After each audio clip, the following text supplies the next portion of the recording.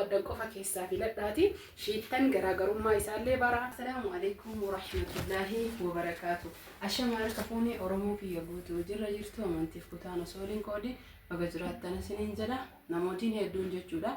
Meeshaalee gatii isaa baruu warri barbaadan tokko isaatiin meeshaatii asitti akkuma argitanitti sinii abbaa gadaa firii 12 akkasuma muutuyyuu kan sinii jechuudha. Hundi keessan ni hubattanii isallee 12 hin beeytanii rakkabootii wajjin meeshaalee isaa isa keessa jira baasee isin jechuun bakka dhiphatee of keessaa qaba. Ka hixaana akkasuma muutuyyuu tipsii xiqqoo hunda isaatuyyuu kan qabu wajjin isa tokkoffaa tahee qarshii 3,500 jechuudha. Waliigalatti guutuun isaa meeshaa guutuu wajjin 3,500.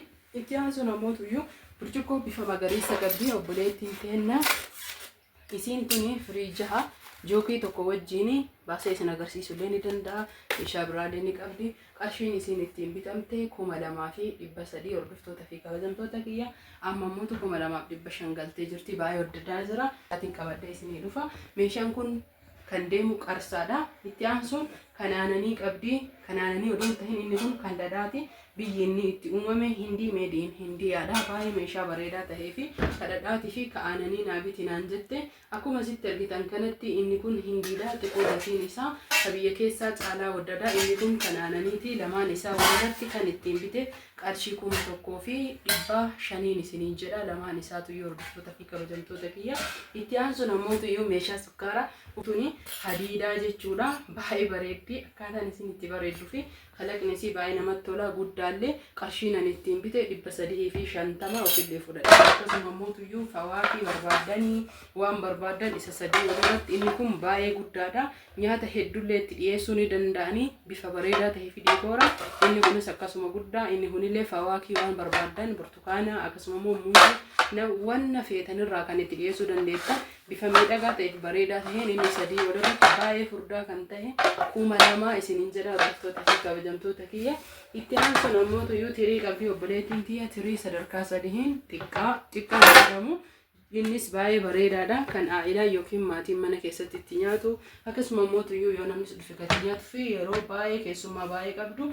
Inni kunniin lama walirratti 400 kun 600 qarshii 1,000. Taansuun jookii kana nama biraatillee fuudhee jira. Jookii qofa isatti haadha malee akka maayikaatii miti hedduu bizaazallee miti baay'ee furdaadha. Qarshii 1,200 isiniin jedha. Jookiin qofti hedduu bareeda ni miidhaga. Barbaadan itti naquu ni danda'anii hedduu bareeda.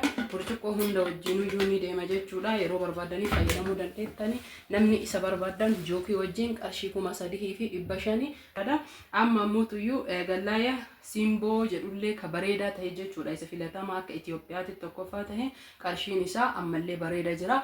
2,200 isinii jedha hordoftoota fi kabajamtoota kiyya. Itti aansuun ammuutuyyuu kallaaxaa isaa bareedadha jedhanii biyyatti fayyadamanii garuu amma jijjiiree jira. Kana caalu argee garuu jookii tokko qaba. Kun jookii 2 qaba. Saachi namni Itoophiyaa sirriitti beeytanii ni fayyadamanillee jechuudha. Beekama nama hedduu biranii argitanii qarshii 6,000.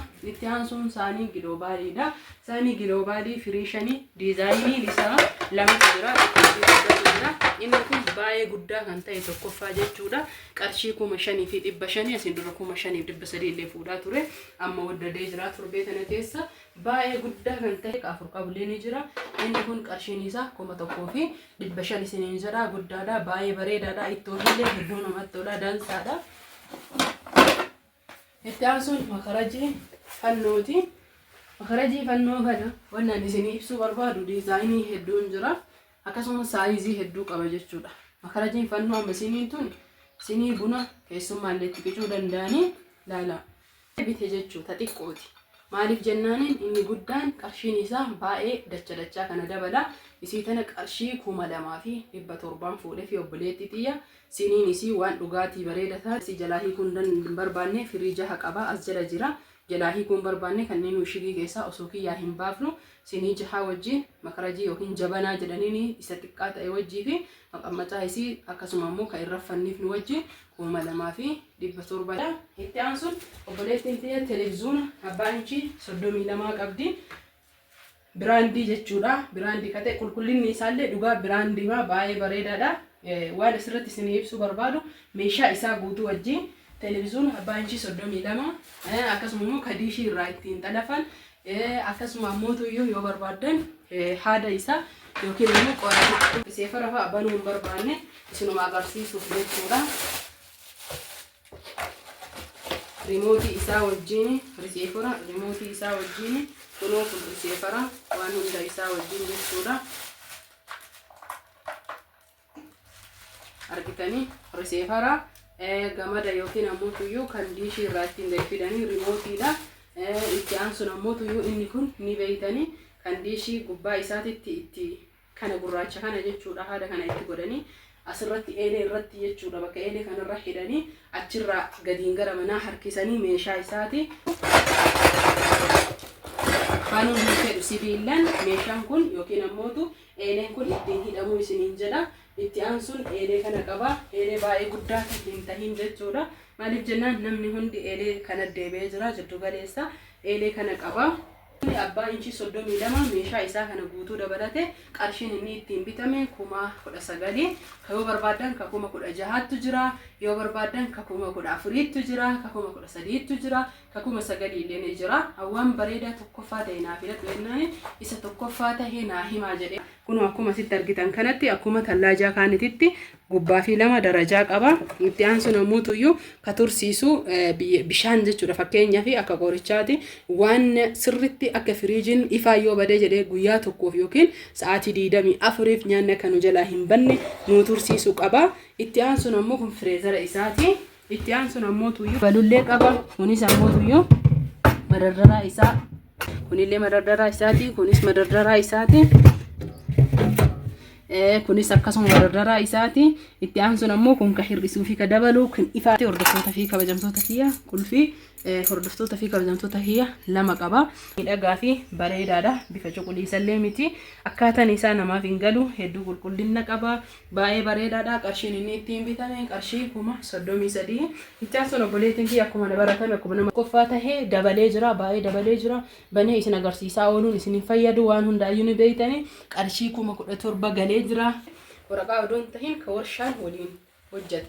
Ila kun ila ka warshaa waliin hojjate jechuun argitanii argaartanii meedi in Turkii ka warshaan wajjin hojjate isiniin jedha hordoftoota fi kabajamtoota kiyya. Isa kana malee ka waraqaa hin amansiisu. Kanaaf gatiin meeshaalee har'aa kana fakkaata. Namoonni maatii kiyya ta'uun baratamtanii jettan galatooma laayik godha. Akkasuma immoo tuyyuu warroonni meeshaa bitachuu barbaadan qarshii isaa asirraa madaalchiftanii lakkoofsa kiyya duwwaa 978 1572 75 waatsaappii teelegiraama iimeelii na dubbisuu ni dandeettanii.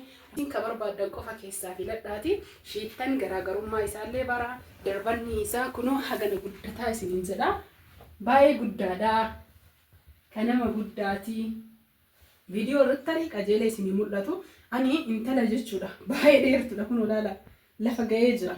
Argitanii kun darbanni isaa baay'ee guddaadha. Akkanattis darbatanii namni guddaan akka kalarii lammaffaa isa kana darbata qofa uffadhee haga inni guddatuu fi miidhagina isaa qofa kanarra argitan isin agarsiisa. Kunoo ija keessanii ilaala. Haga inni guddatu kam haga reefiti inni tokkoma.